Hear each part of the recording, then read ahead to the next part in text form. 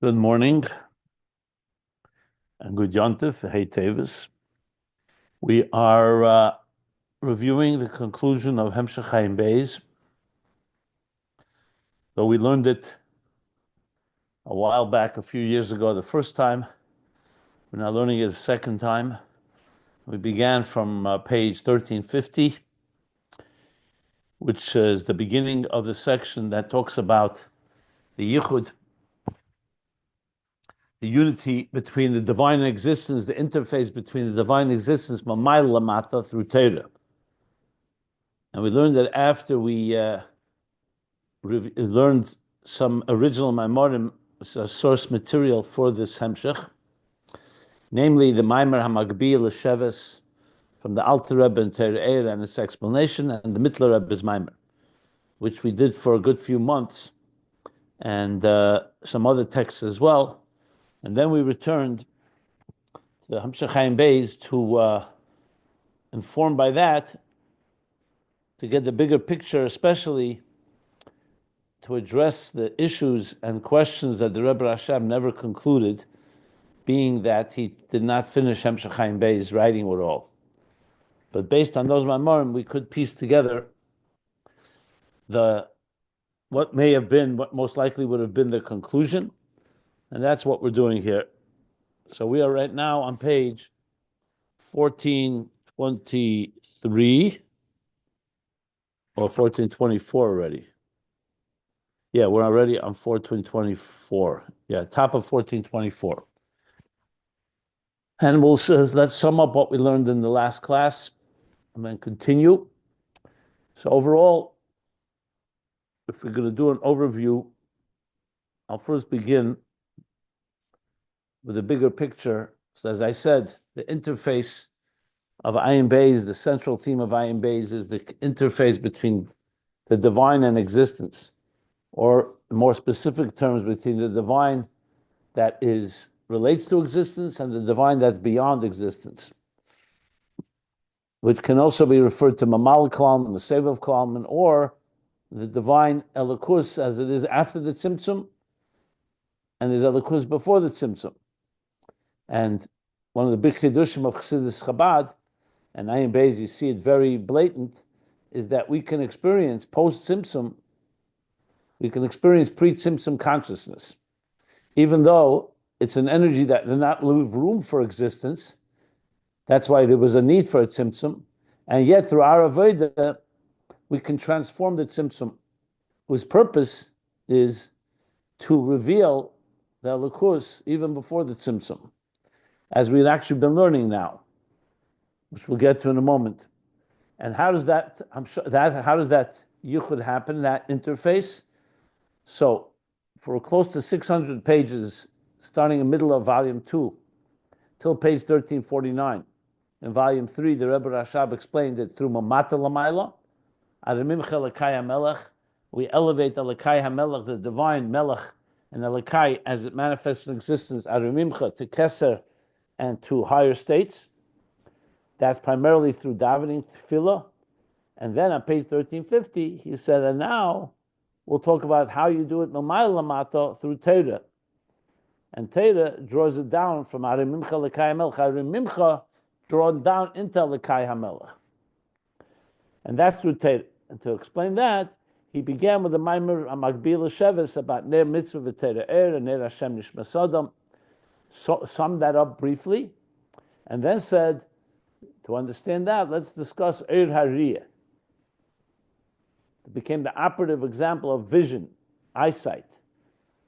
The comparison to other forms of Eir Mekabel, of Malchus, which is namely the moonlight and the light of a luminous stone. But the primary objective is to discuss how the eye sees. And as we learned later, after discussing how Mikra, Mishnah, Talmud is reflected in these three different types of Eir, the moonlight and the luminous stone and the eyesight, he went back that eyesight represents essentially the neshama that comes down below, is like the vision of the eye once it manifests within the eye. So on one hand, it sees, it has the power to see, but it needs siyua it needs support because in the dark an eye cannot see, so it needs an outside light. And what is that outside light? That's Torah, the light of Torah. That's the light of Ner Mitzvah as well. And we'll learn this later when we bring it all together. And it's the light that guides us, the Einei Ha'eda, the eyes of the people, the leaders, the Sanhedrin, the teachers who guide us with the Torah. So the neshama is guided, but then it reaches a level of how the vision is an etzem koyach hariyah, where the etzem hanefesh, the riyah does not need outside light. It itself can see. Today we don't have that level, but through Aveda, ultimately the neshamas will access the level that's even higher than Torah, and they will in turn be mashpia into Torah. That's a central theme in these pages that we've been learning. But to explain that, we have to go back and forth, because on one hand, the neshamas do need the siyua from Torah, from Einei Ha'eda, and we learned, and we will soon be learning also from the Einayim, that the malachim, the angels, they help as well in supporting the neshamas. On the other hand, the neshamas ultimately are rooted higher than all these levels, and that's what they ultimately will reach. So we really want to have the best of both worlds. And that's indeed what means Amshachim Amay Lamata. Torah is something God gave us from above. It's not something we initiated. Even though we learn Torah and it's our initiation in the sense that we have to exert ourselves and study it, but the Torah itself is Amshachim from above. God is giving us His will, His HaRatzon, and His Chachma, which is what Torah embodies. So the Torah empowers us to achieve these levels that we're discussing, the Yichud, Mamay Lamata, as well as Mamat Lamayla for that matter. So, in this context, then he moved into discussing that that this Avodah consists of three aspects. And he compared it to the three Avos of B'chol Levavcha, B'chol Nafshecha, B'chol Meidecha. I'm talking now page 1411. That because since, as I said, once the neshama is below, it needs to go through a progressive, the work step by step. It can't just jump to the highest levels. So that's the steps necessary. First is a contemplation, Amamal Kalaman, the divine within existence. And that creates an ava, love, to have more of that, to feel it and to experience it.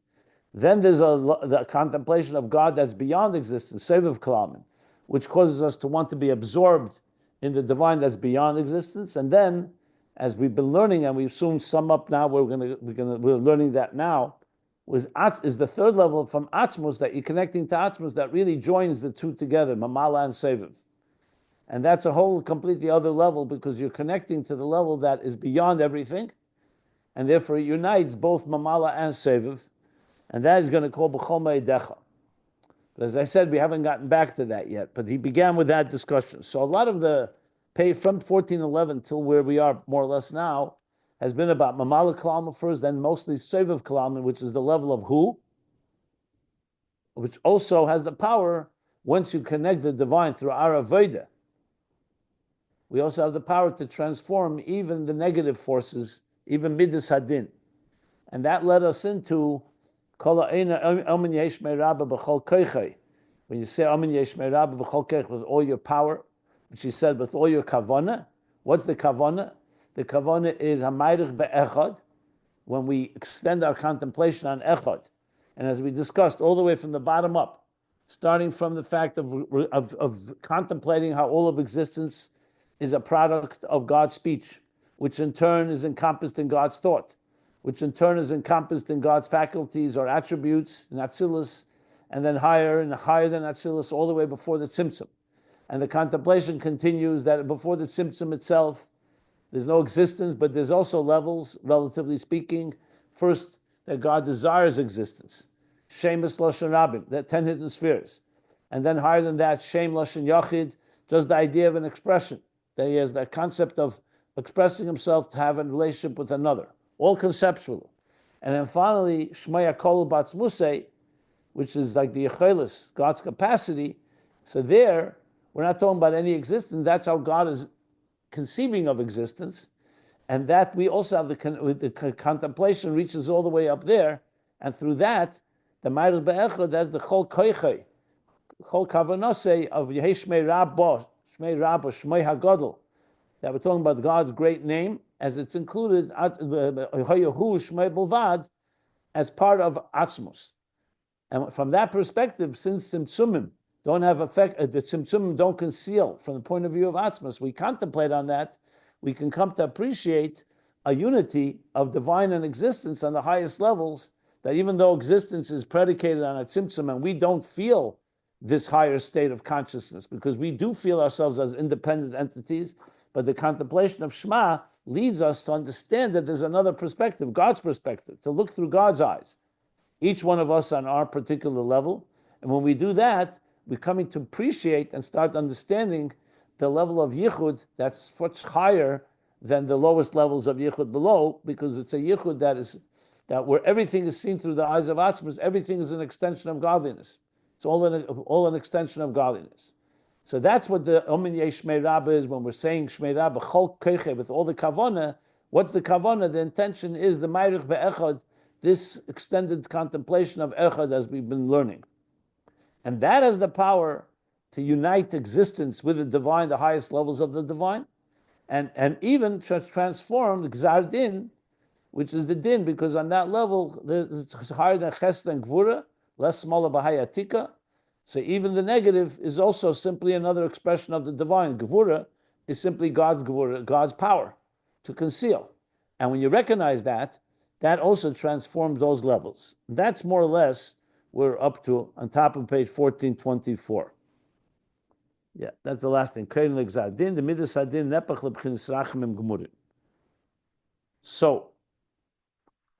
So there's plenty more to go, because we still have to reconnect it to Magbil L'Sheves, the theme of the Ner Hashem Nishma Sodom and Ner Mitzvah and Torah Er.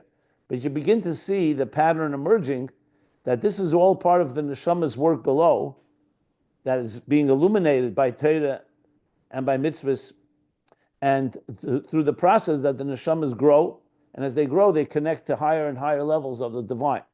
So we'll learn more about this more specifically as we go further, but right now that's where we're up to.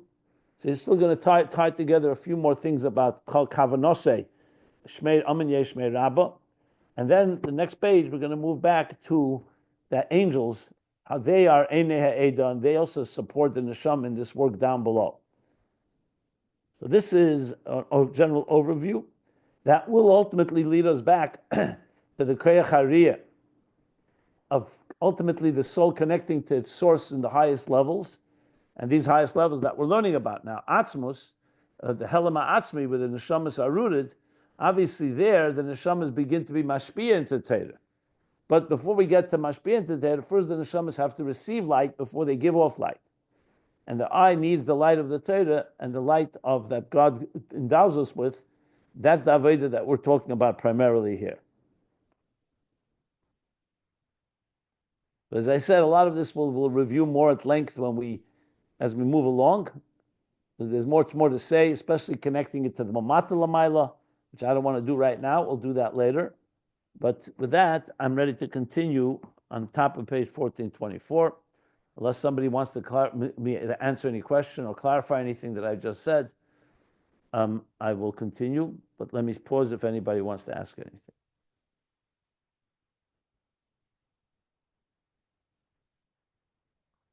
Okay. So we're on the third line on page 1424. The pages can be found at ayinbeis.com. And here's what he says. So this is a parenthesis that concludes this paragraph. We're going to clarify a few of the points. So let's just refresh a few points. Before we read the parentheses, I need to remind everyone of a few key things that we learned. You recall, he said that the higher you go, the Keilim become less and less defined, which makes sense. The more the energy of the divine is dominant, less the oisius and the containers they're either not discernible or they don't really exist. So like in Atzilus, you say iyu v'chayu echad, iyu v'garmu echad. You have Oros and Keilim, which is like a structure. Think of like the faculties of a human being. So the Oir would be like the power of vision. The Keli is the eye. Chachma, the power of wisdom. And the brain, where Chachma resides, is the Keli. Obviously in Atzilus there's no physicality, but it's a similar concept. The Keli is the defined entity, the container that contains the energy of Chachma, Bina, Das, Chesed, Gvur. However, everything is Elokus there. In context of humans, think of it like the Oves. The patriarchs, they were Hein Hein Amarkava. They were 24/7 vehicles of the divine. So their minds, their Chachma, their Bina, their Das, all the way to Malchus, was always consumed with godliness. Once you're talking about Eris and Keilim and Bria and Yetzira and Asiya, so then the Keilim become even more powerful, and they're not necessarily divine. That's why we, human beings, we have an animal soul that you can use your mind to think about things that have nothing to do with godliness, as the Maimon Magbil Shabbos explains. Even the Nefesh Elikis, that always remains divine and is completely occupied with divine thought, but it's not quite the way it is in Atzilus. So meaning, Oros and Keilim, as they come down below, become more and more separate in a way, and as you go higher, they become more and more fused together to the point, like in Atzilus, it's Echad, but you still say twice Chad. Like he explained, there's two levels. The unity of the energy with the divine and the unity of the Keilim with the divine, though they're both divine, is different. But then he said in Keser, you go higher, then the Keilim dissolve into the Oir, and you can't distinguish between Oris and Keilim, like the example of engraved letters versus written letters. So Atzilus would be like written letters, like a Sefer Torah. So the letters are divine, they're holy letters, but they're still separate from the parchment. Even when you put the ink on the parchment, they don't become literally one. In the engraved letters, they're like one. Then as you go higher and higher, the Keilim become less and less either existent, similar to, like we described, the development of a fetus. So when you talk about one cell being conceived, so it's only one cell. There are no details yet. Everything is concentrated there, but you can't call it Oros and Keilim. You could say there's one little Keli for a tremendous amount of Oir, but then when the cells begin to split, that's when the Keilim develop. Just to use that as an example. So the higher you go, the more Oir. So Oir represents basically God, godliness. Keilim represents godliness expressing itself. If you wish, remember Shemo is Oisius. Without Shemo, you don't have expression. You just have divine energy. So when you go all the way before the Tzimtzum, there are no real Keilim, but he said there's a Me'ain. Remember they said there's a dugma of Oros and Keilim, like he brought on page 1422 from the Pardes. He said that even by Esses Spheres Agnuzis, just to use his words, he said there's dugmas chinuch kayu v'garmuhi. But again, there is conceptual, because there's not even spheres there. It's only names. But conceptually, there's the names as they have definitions like Chacham Chesed, Chachma Chesed, and then there's the Oir of Chachma Chesed. So you have those similar on a higher level, but obviously in a very, very sublime level, where you can't really talk about Oros and Keilim, because even in Keser we say the Oros and Keilim are like one, and in contrast to Atzilus, where they're like two. But nevertheless, conceptually, you have the beginnings of the genesis of these levels. So the Rebbe Rashab now in this parenthesis is going to go back to explain this a bit in the context of what we just learned. So he says like this, third line on page 1424. V'hinei nisbar le'il. We learned earlier the Mashakosa b'sefer shel Beinanim, that which is discussed in Tanya. So remember, he brought Tanya, and I pointed that out. He brought the Tanya. Where was that? That was chapter 22 in Tanya. He brought that on the previous page. I thought it was page 1421, I believe. Because in Tanya, that's where he first elaborates on this example that all of existence comes from God's speech, but God's speech is all part and one with God himself who's speaking. Yeah, the bottom of page 1421, he brought Tanya chapter 22. Now, the reason it's like dibur, not like machshava, because there's a tzimtzum. From our point of view, when the teacher speaks, you're not hearing all of his thoughts.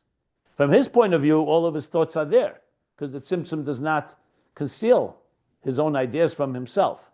But from the point of view of the other, the dibur does limit and conceal.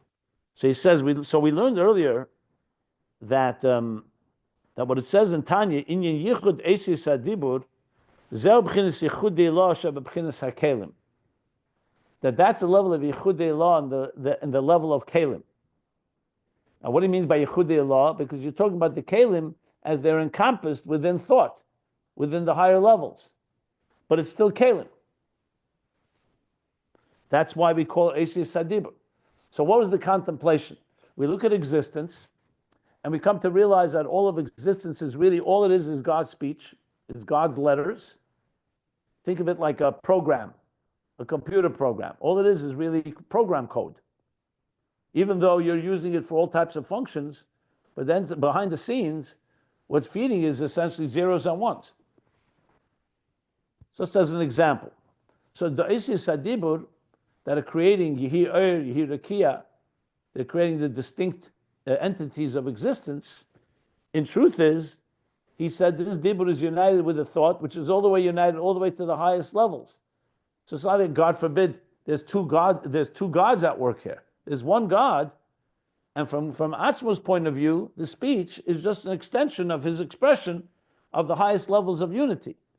It's just from our perspective, because God is tzimtzum, like we said, don't conceal before him. So since it's tzimtzum, don't conceal, when he speaks, everything he's saying has in it all the full intensity, like we spoke about, like when a teacher speaks. So even though what the student is hearing is only a limited amount of flow of ideas, but from the teacher's point of view, everything is there. Everything is just concealed from the student. So he said that's the yichud esis hadibur, that yichud ilah sheb'chinas haKeilim. Why is it Keilim? Because it's esis hadibur. When Hashem said Yehi Oyer, and light was created, or Yehi Rakia, and the heaven, firmament was created, or Teitzi Eretz Desha, that the earth should produce vegetation, or the next to fourth day, the creation of the celestial bodies, Me'eres HaGedolim, the sun, the moon, the stars, and continuing on, the birds, the animals, and then the human being, all the creation. Each of these things are distinct entities in this world. Daimim, Tzemeach, Chaim, Medaber. Some things are in the world of the mineral kingdom, some in the world of vegetation, some in the world of animal, and some in the world of and then Medaber, the human being. So all of them are essentially distinct entities in this world. That's the way we see it. But when you contemplate Ma'arich Be'echad, you start thinking, 1 second, who put all this here? This is all God's speech. HaMachadish b'tuv b'chol yom tamid ma'aseh bereishis, la'olam Hashem dvarchav nitzah b'shamayim, like the Alter Rebbe explains in Shai Yuchad V'Amunah, which he also quoted at previous page. It's all coming from his Dibura Elyon, that God is consistently speaking and creating. But the contemplation is from God's point of view as he speaks. Even though he's specifically spelling out the Oyer and Rekia, and they're separate, but from his point of view, everything, all of godliness is within that, meaning the highest levels. We're not talking about levels that are beyond completely where, as we said, Loize Iker Elikus Shenesavim Mena Elamis. But everything from the highest levels, the Echad Atzmus, to create, to express himself, is all there in this dibur. So that's the Yichud De'elah from the Keilim, from the point of view of the Keilim. And so too, this unity that we've been discussing is also in all the worlds and all of existence. Just like the Keilim. Ze inyan kadam lichtei, like we learned earlier, that when we crown God as king, kadam lichtei, like he said, that we say Shema, kadam lichtei lamailo lamato ladal druchis sulei tzrichas. I'm quoting now from page 1421. So what did he say? That when we say Shema Yisrael Hashem Elokeinu Hashem Echad, we're uniting existence. Shehu inyan Hashem Echad. What is Echad? Echad consists of 3 words, 3 letters. Aleph, which refers to the unity of God. Ches, Shezayin Rishen is ve'oretz. That's 8. The 7 Zayin Rekiyim. Sorry, Zayin Rekiyim ve'oretz. The 7 heavens and earth. That's the Ches. The Dalet Ruchis and the Dalet of Echad is the 4 directions. So we're basically contemplating how all of space. Remember, Les Asar Panim Minei, that all of existence, above and below, that's the heavens and earth, and all 4 directions, north, south, east, west, south, north, south, all that is all consumed, all part of, encompassed in the divine unity of Hashem Echad. So la'achrei shenisavu, the contemplation consists of, after they're created, harihem b'telim u'miyichodim. They're completely subsumed and they're completely absorbed and miyichodim, and united with God. That's the contemplation. Again, we begin by seeing a diverse universe, but the contemplation, the Ma'arich Be'echad, is telling us it's a lot different than what it meets the eye. There's a divine unity within the speech that he's creating that connects all the way back to the source, Ukana, like we learned earlier. So where are we going with this? Seemingly, so far he said what he said earlier, but he's going to explain. V'zeu v'shmo Echad. And this is the meaning of Shmo Echad. Remember, we learned Hayahu v'shmo Echad when he started this whole topic. To go back, on page 1417. So if you look in 1417, when he started the whole topic, B'chol Keiche, B'chol Kavanose, Amin Yesh Me'raba, he spoke about Ma'arich Be'echad, and he says, it says, Hoya B'yemahu Yi Hashem Echad U'Shmo Echad. And he asked the question, what is V'Shmo Echad? So now he's answering that question. Hashem Echad, we understand, is the unification of understanding all of existence, is all part of God's is all part of God's unity. But what's V'Shmo Echad? But based on what we learned, we understand the B'chinas Shem, Zeu B'chinas Asius. Because Shem is the concept of letters, and letters is the ability to express himself. So Hashem Echad is a given. Of course, God is one. But is that oneness, you want that oneness also to permeate God's expression, which will ultimately be the source of creation. The names that God has, which are Oisius, commission is barley ill, like we learned earlier, the Kamoy Kain, and these letters, Hu Ad Reish Kol Dargin, these letters, as we learned, have many levels to them. There's the letters of speech, there's the letters of thought, there's the letters within the faculties and within the hidden faculties, all the way to the letters before the Tzimtzum, Golav Galifa B'Tiri Allah, the 10 hidden spheres, the names. Adresh Kodons, B'chinas Esis, B'madregas Hayesa Naila, letters on the highest possible level, where the letters are completely sublime. Like I said before, engraved letters through and through. So all of this, Hakol Botla Miyuchad. That's what V'Shmo Echad means. That though the names are already a form of expression, which means there's a relationship with another, and especially Shemus Lashon Rabim, where you have many different names, and they're already connected to letters, which is a form of expression. Nevertheless, V'Shmo Echad, not just Hayahu, but also Shmo Echad. That name all the way connects to Shmei HaGadol, Shmei Rabbah, Amin Yehi Shmei Rabbah, connects all the way to Shmei HaGadol as it's encompassed in the Yechelis HaAtzmus to express himself, as we learned. So it's all Batla Miyuchid. Well, the Fizeh, Yesh Leimer, says the Rebbe Rashab, and according to this, we can say, Inyan Havaya Chod or Shmei Echad, that when say Havaya Chod, and Shmo Echad, what is that referring to? Zeu b'chinas chayui v'garmui shenisbar leil. That's why I explained that before. That's the level of Oros and Keilim that we discussed earlier. Obviously, before the Tzimtzum, it's in a very high level that's only conceptual. But you see two things. Hashem Echad, in other words, refers to the Oros, chayui, and Shmo Echad is garmui, like the Keilim, the Oisius.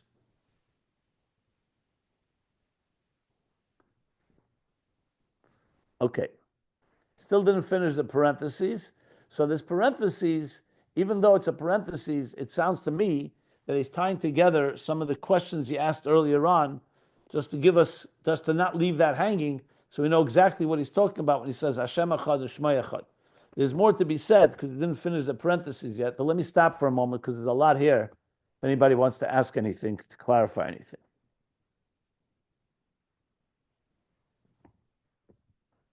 So we learned that Hu Echad and Shema Echad are not two separate things. Hu is one and Shema is one, but that it's one thing. Hu Echad and Shema Echad, the way we understand it by letters, that's Echad. You're asking or saying? I'm trying to give it over in an understanded way, but I'm getting stuck a little bit. I'm not. So tell me, what is your question?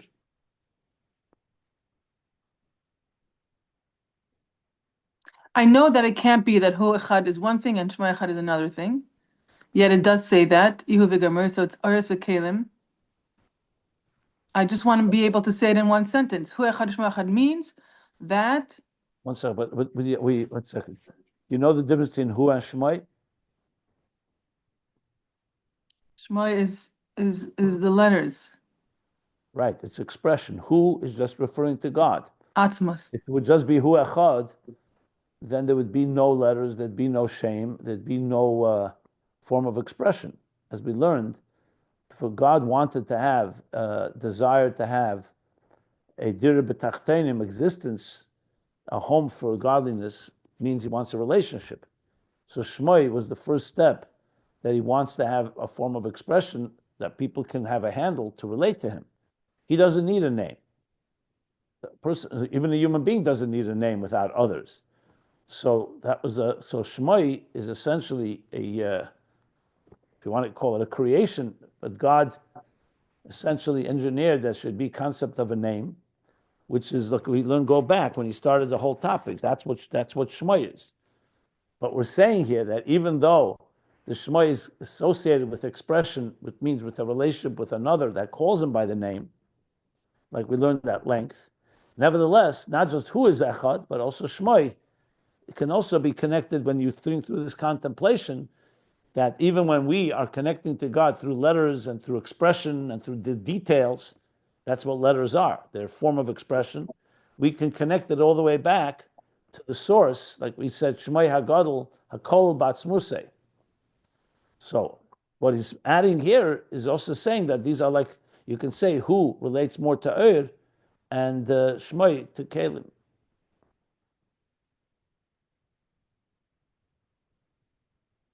Yeah. Same idea with the picture of Abelazar when he said Actualize Nivra Hayahu Ushmai Belvad. Same idea. I would just refer you back to the beginning. Probably you should review where he started the topic, speaking about the topic on page, like I said, page 1421, where he discussed it, 1421, about shame. Let me just see something here. Actually, sorry, no, 1417. Begins at 1417, 1421, he continues. But in 1417, he began to explain what is a shame. What the shame is, that's Oyer.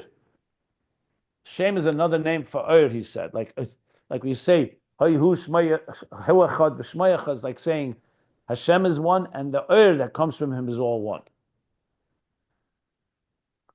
Yeah.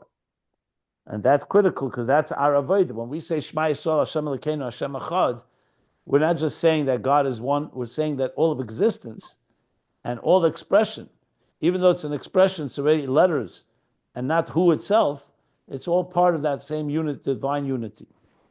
So he is one, Hu Echad, Ushma Echad, the way we perceive him after Shema is Echad, is the same with Hu. It's the same Echad as Hu. Well, first let's say it's Echad, period. That it's not separate entities, it's all encompassed in the general Echad.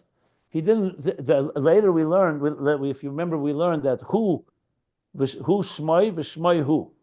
In the highest level, the name of God, the way it's encompassed in Atzmus, he said, not in the lower levels. In the highest level, he said, Hu Shmoi v'Shmoi Hu.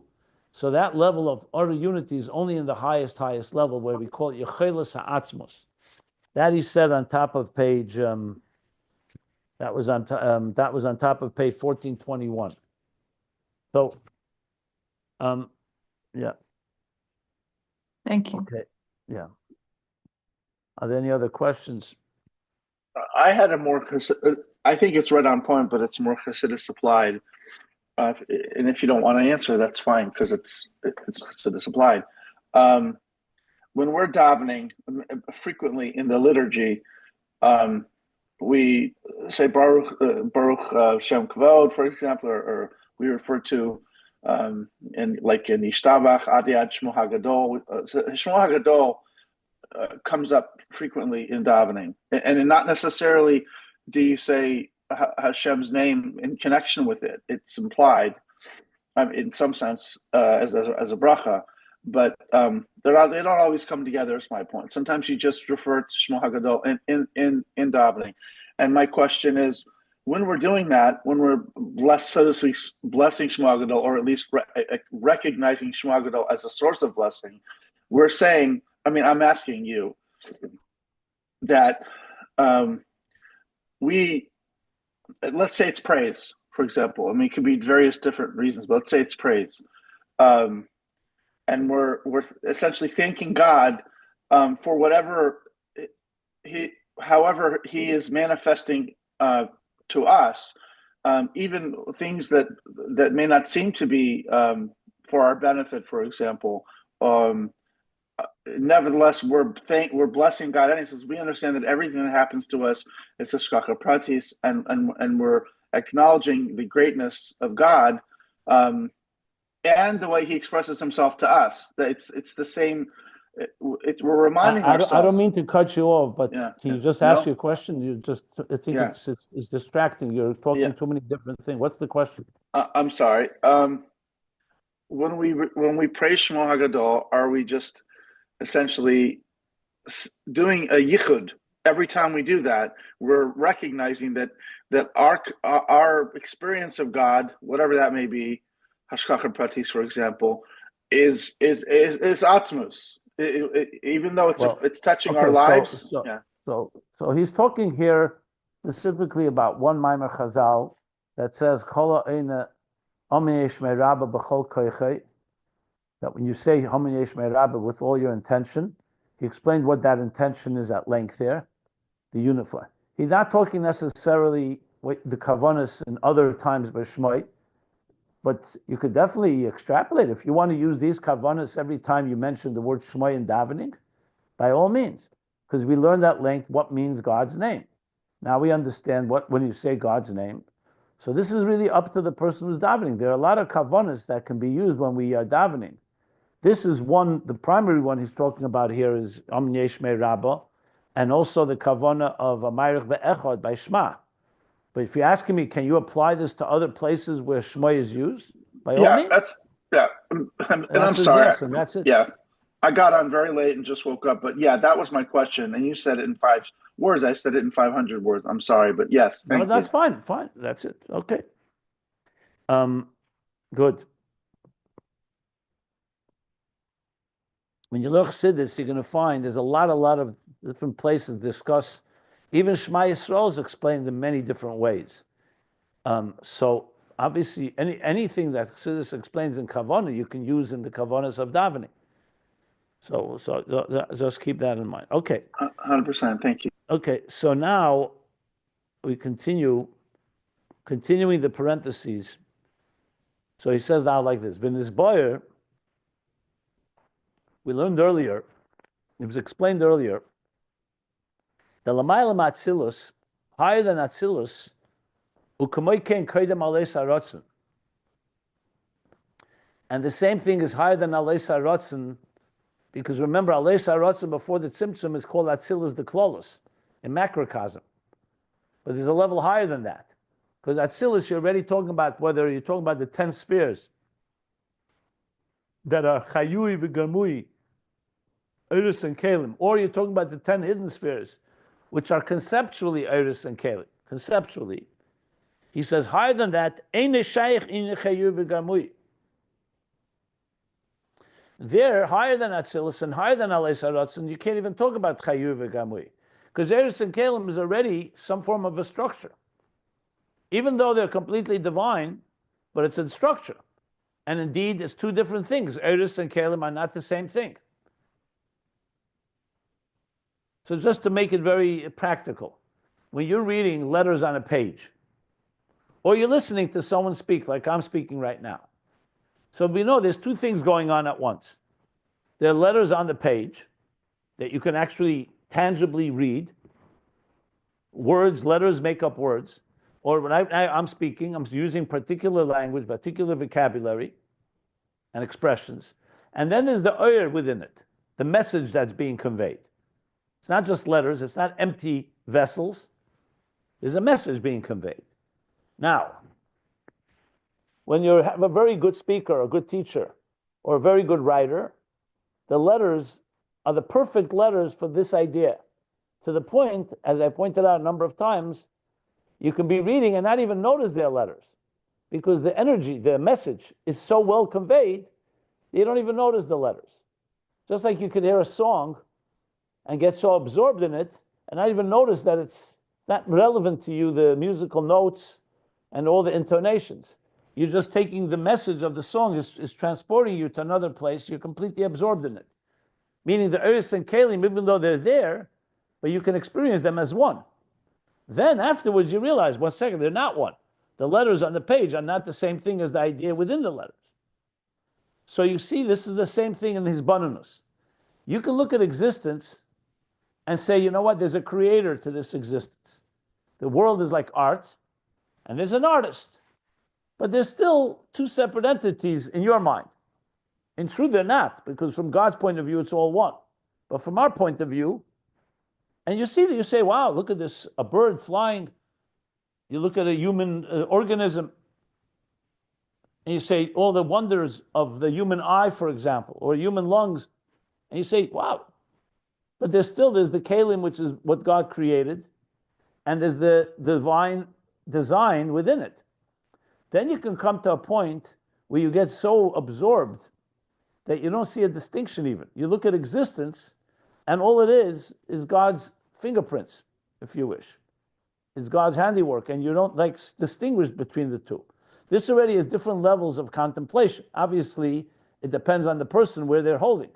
Some people can become so immersed in the godliness of within existence that they don't even distinguish between the two. That doesn't mean there are no Oros and Keilim. It just means you're not feeling it. So that's a higher level, obviously, of unity. But then there's a level where there really is no Oros and Keilim in the first place. It's only the concept, like before the Tzimtzum, or like he said, about higher than Atzilus, they said there's no Chayu v'Gamui. Why? Because it's all God's power. Like before, let's talk specifically before the Tzimtzum. It's God's ability to create. Or let's not use the word create, to express himself. So it's Shemus. There are no real names yet, even there are no entities, there are no attributes. Especially when you go to the highest level, it's all God's Yechelis. But we're not there yet. Right now he's saying, higher than Alos HaRatzon, the Oros and Keilim don't really take on any shape. They're not, what does he use? All it is divine energy. So in existence, you could say, there's the Keilim, there's the letters, and there's the message that the letters are conveying. There's like Yehi Oyer, Hashem said Yehi Oyer, and then there's the Oyer that was created as a result, not just the letters.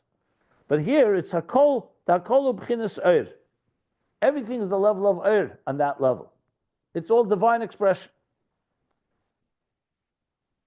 So Zehu, he says, Davai v'Elikim Uchad Mamish. That's when you say Havai and Elikim are Mamish one. Said V'Yadaita Yom Vashavesa Levecha Ke Havai Hu Elikim. So Havai or Elikim could be there's two divine faculties or attributes.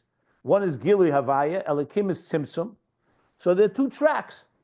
Or you come to a point where they're not two tracks, they're just simply two. They're actually one because it's all God's power. It's all Oyer. Even Tzimtzum is Oyer. When I say Oyer, I don't mean by Gilui, it means it's God's power.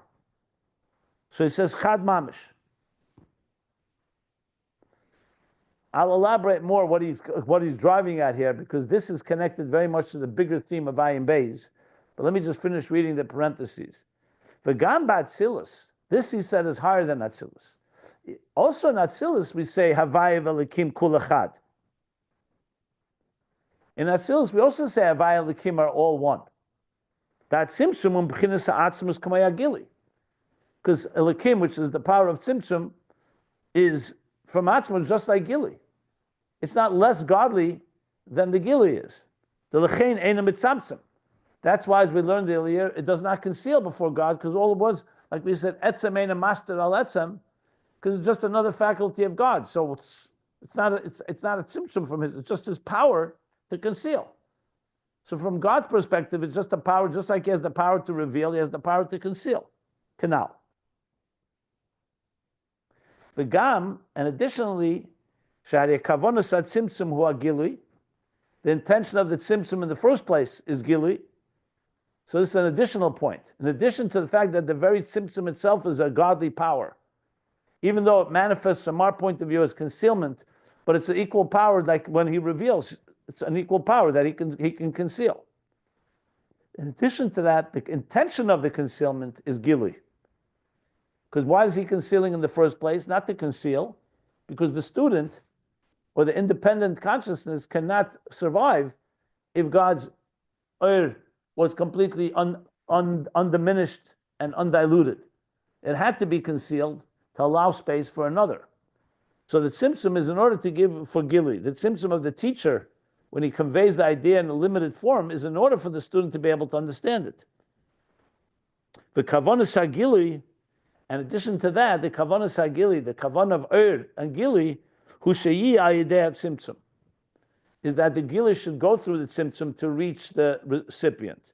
Commission is bar li'il, as we discussed earlier, and that's all the way back in volume 2, the Maimer of Chol Ha'am, and I could give you the source, page 1002 and on in volume 2, where he discussed at length this idea, why we can transform the tzimtzum, because the tzimtzum is not an airtight black hole with an end as an end in itself. The whole tzimtzum was in order to reveal.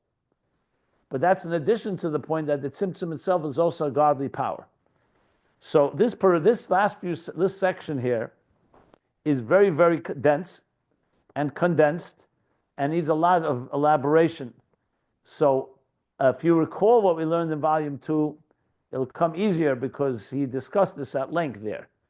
But I'll have to elaborate a bit, and I'll do that right now in explaining what he's trying to say here.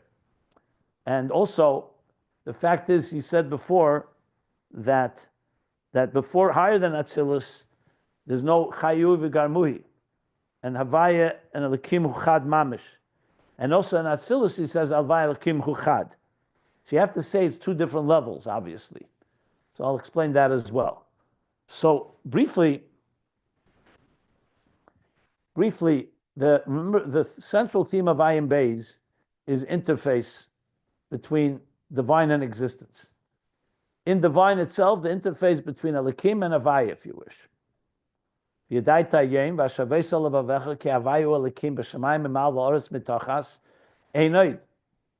That was the operative pasuk that he began discussing in the Maimer of Shavuos Ayin Hey. We're talking now a good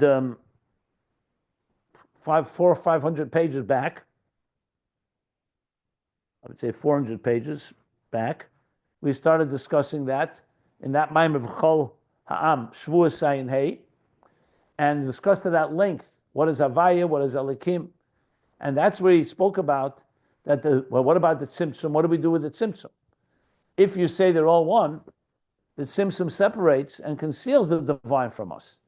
So that's where he answered the question that the tzimtzum itself is b'shvil hagili, and the gili is b'shvil hatzimtzum. Like he said here, the kavanas hagili sheyi alidei tzimtzum. So the truth is that tzimtzum, if you really understand its purpose, from our point of view, the tzimtzum conceals, and we may not understand its kavanah until we work at it. It's like the father who hides from his son, and the son misunderstands and thinks the father is disappeared. and he gives up looking for him. The truth is, number one, the Tzimtzum is part of God's power itself, like he said. Number two, its whole purpose is Gili. And even Gili, the whole purpose is to throw through the Tzimtzum. So the whole area itself before the Tzimtzum is in order for us to be able for it to travel through the Tzimtzum, so we can then, in a step-by-step process, retrace the steps and reconnect to the divine. So that is like a central theme for a big part of Ayin Beis. In many ways, all of Ayin Beis, frankly. That's Havayu Elikim. So of course, there are many stages. Like I said, if you go from the bottom up, we don't begin seeing that seamless unity. We see existence, which is a result of the Tzimtzum. You see trees, you see birds, like I said, the whole diversity of the world. Comes Shema, and we have the mitzvah to be miyachid.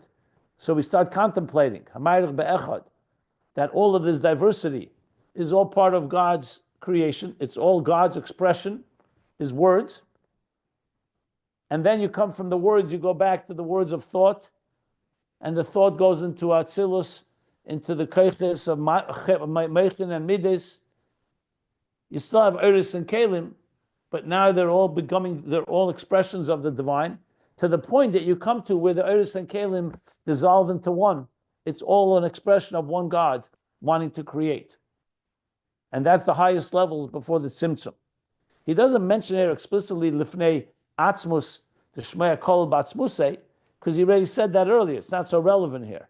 Here he wants to speak about the Havai and Elikim part, that Havai and Elikim first are two names which have two functions.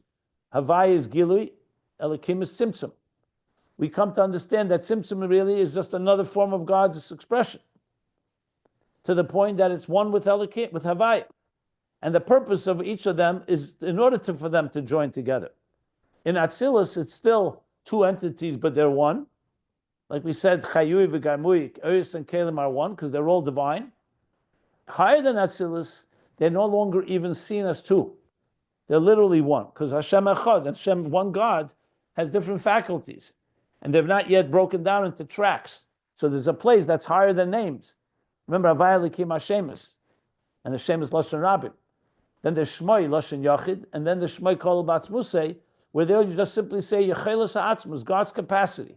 Yes, there's the capacity to reveal, capacity to conceal, but that's already when you define that as such. If you ask God Himself, it's one God with the capacity to do infinite things, including revealing and concealing. So what we're really doing is moving from a multitude of details, first connecting it to two tracks, Gili and Tzimtzum, and then even those two become like one when you go to the highest source, the source itself.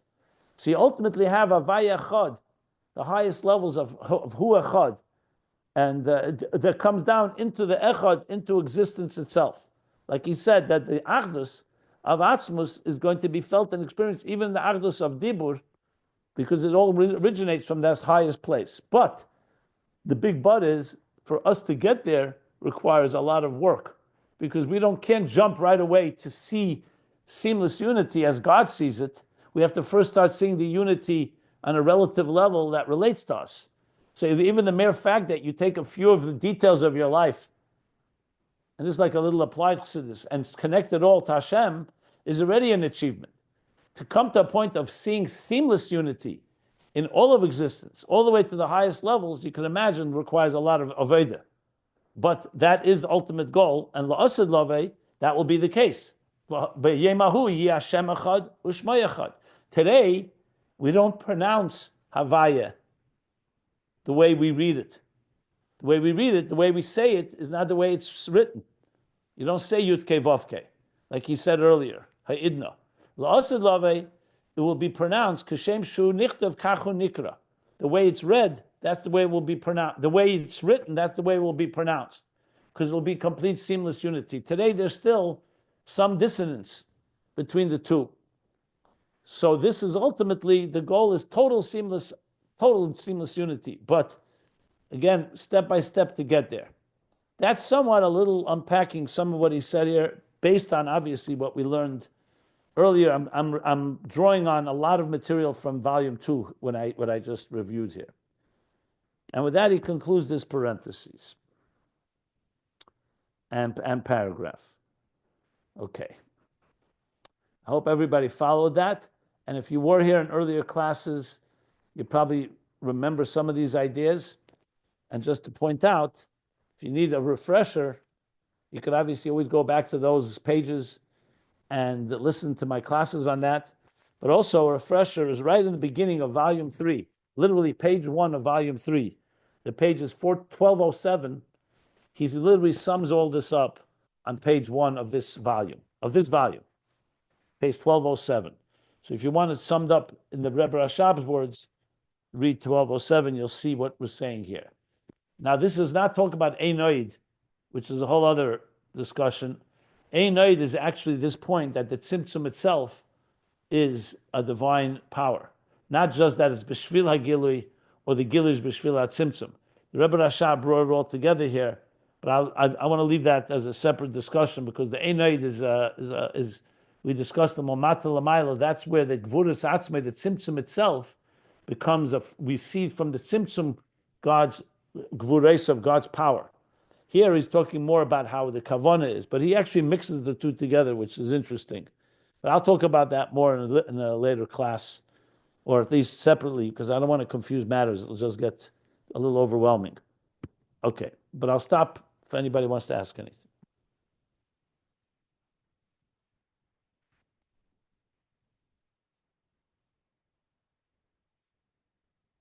Was this clear or confusing?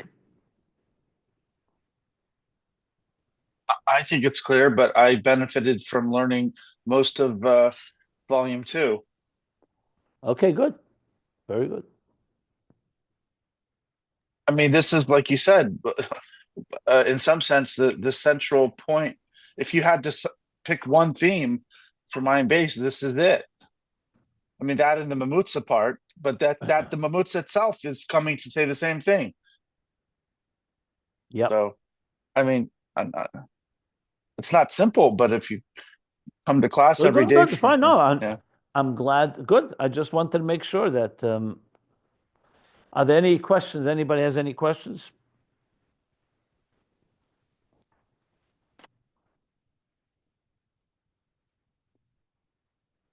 Okay. Yeah. I do have one question, Rabbi, and I forgive me because I haven't been listening to all the classes, and this may have been a recollection from before when I originally learned it with you. What about Ma? Is that like What is is he what? Ma? yeah, like Shema. Shema, yeah. What about it? Where does that fit in with the Who says it fits in? Oh, all right, it doesn't fit in. Why do you want to? I mean, like what? I mean, is that a Why higher? ask about Shema? Why don't you ask about Shviras HaKeilim? I mean, why? Well, because it's just another name, and I just It sounds wonder. like your question is, where does that fit into the scheme Yeah. you just laid out? Yeah, that's right. Mm-hmm. Well, because what? Because it's a name of God. That's why you're saying that. Yeah, I recall that it was like one of the when you talked about who and Ma, and this was probably from before. So I let me think about it. I'm not perhaps not remembering it properly. If you see something inside that you want to refer to from Ayin Beis, please show it to me. I'm not sure what the connection between who and Ma is. Ma is generally one of the 4 permutations of Havaya. Yudke Vovke, if you write it out, can be done 4 different ways. And one is Ma, that adds up to 45. When you write Yud, Hey Aleph, then there's Shem Ban, Shem Sag, and Shem Ab. I don't know if that's what you're referring to. Okay, I think so. Mm-hmm. Yeah, fine. So if you can find what you're looking about, and then, but it's not really directly relevant here. Obviously, everything is connected with everything. You Right. could always find a connection, but I don't want to just talk about a connection for no reason. Yeah. Thank you. Yeah.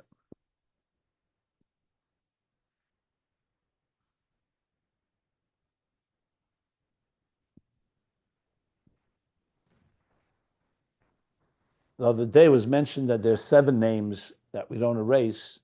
They include Havaya, Lakim, Shaddai, Tzvokais, a few others, Kale.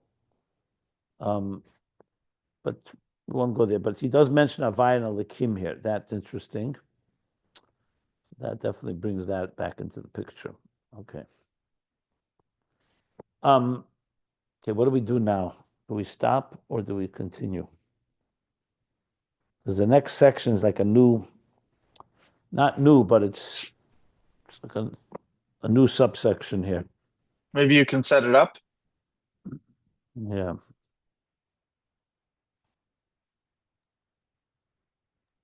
And do a line or two. Yeah, maybe. Let me think for a second. No, but the thing is, okay, 1 second.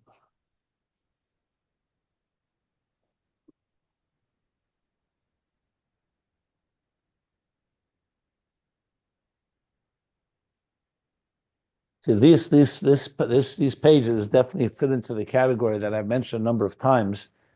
I'm very confident to say that had the Rebbe Rashab reviewed this again, like he did volume 2 and definitely earlier when he broke it into chapters, he probably would have elaborated a lot more. This is very brief and dense in a way. And the same thing, the next section. So in the next section, I'll just give a small introduction. He's taking us back to page 1411. So in 1411,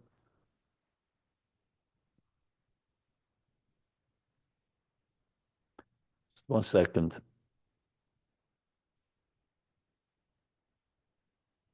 Yeah.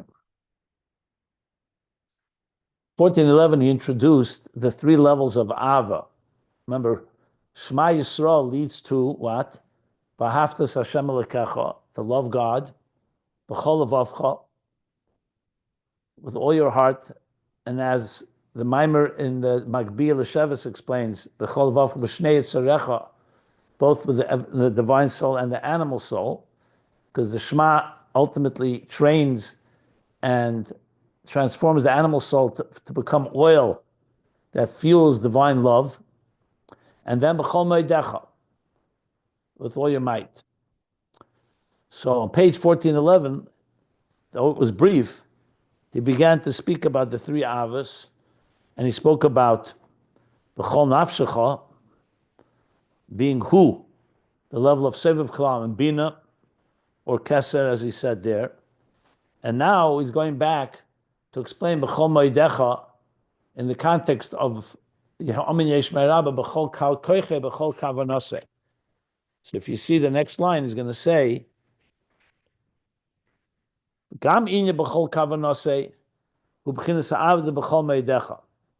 So but till now he's saying b'chol kavanose was the general contemplation of Amayich be'echad, the extended contemplation of the oneness of the divine. But now he's going to be more specific, that it leads to a love of b'chol moedecha, not just b'chol levavcha, b'chol nafshecha. So earlier we spoke about how when you contemplate on the divine that is within existence, that's the divine that we relate to. That's definitely Oros and Keilim. The divine beyond existence is Oros, higher than Keilim. And then we're going to learn now a place that's beyond that as well, which is the level what we called before Atzilus. So that's going to be the next section that he's going to discuss, which is obviously all connected to this unity that we're learning. And it's also setting the stage later when we start learning about back to the Maimer HaMagbiya L'Shevis, how the neshama, through contemplating on Shema, on divine unity, can also educate the animal soul to instead of thinking about its own needs with its mind, to direct its mind toward godliness. This also lays the ground for that, because that's the whole V'ahavta that comes from the Shema. So even though Rebbe Rashab doesn't say it explicitly here, but clearly later we're going to learn that.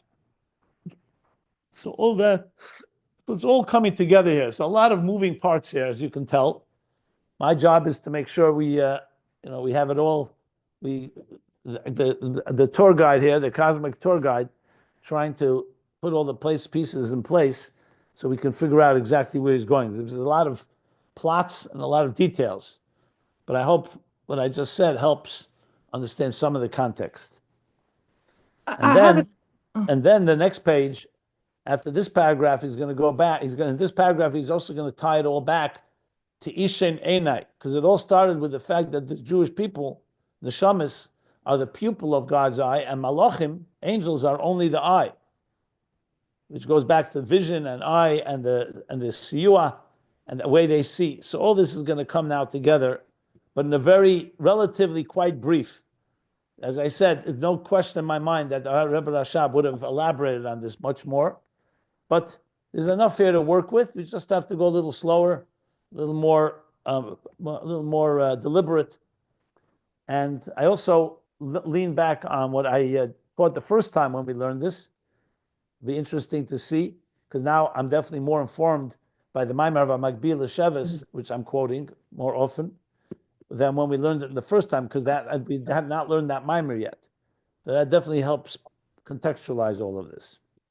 Okay. When you said, yeah, go ahead. When you said before Atmos, it triggered a memory that when I was a little girl, I learned that the reason the Torah was started with the word Beis is because you're never supposed to look back at before creation. Is that something? Well, there's different reasons why it starts with Beis. There is the concept of not to look at Malafonim, Mala'ocher, like in other words, the levels that are beyond our scope. It's hard for us to, and impossible, frankly, for us to go to places that are beyond time and space altogether. I don't remember if that was hinted to with the letter Beis. Maybe it was, maybe not. I'm not sure. But what we're doing here is definitely going behind the letter Beis, before the Beis, right? Well, the Rabbeim are the ones that have the authority to do that, and that's what we're doing, yes. I mean, we still have limitations. Trust me, even when we go here, nobody's ever visited before the Tzimtzum because you couldn't exist there. So we can go there with our minds, with some imagination, some creativity, but are we actually really going there? Or we're just like imagining it more, like the concept of it. So, but nevertheless, we are told what we're taught here. And there's other places where this is discussed. How about the limitations? We're told not to go to certain places. So why does Chassidus Chabad go to places? The Rebbe spoke about this actually, Tavshim Mem Hey, 40 years ago, Yud Shvat time.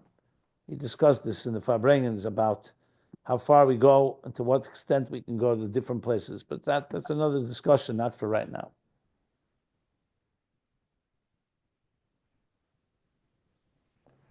Yeah.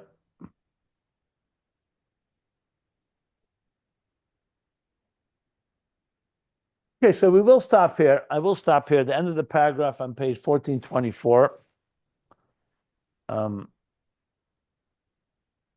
Before Jihad, yeah.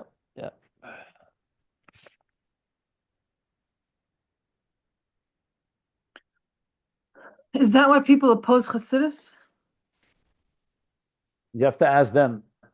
I don't know if that's why I don't know if that's why they oppose Chassidus. I don't know who they are. And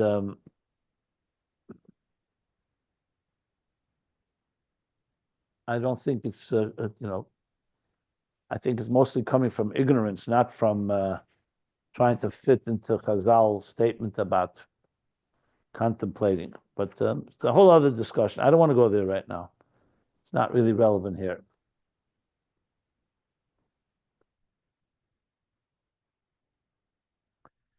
Okay, so I'll stop the recording here, the end of paragraph on page 1424.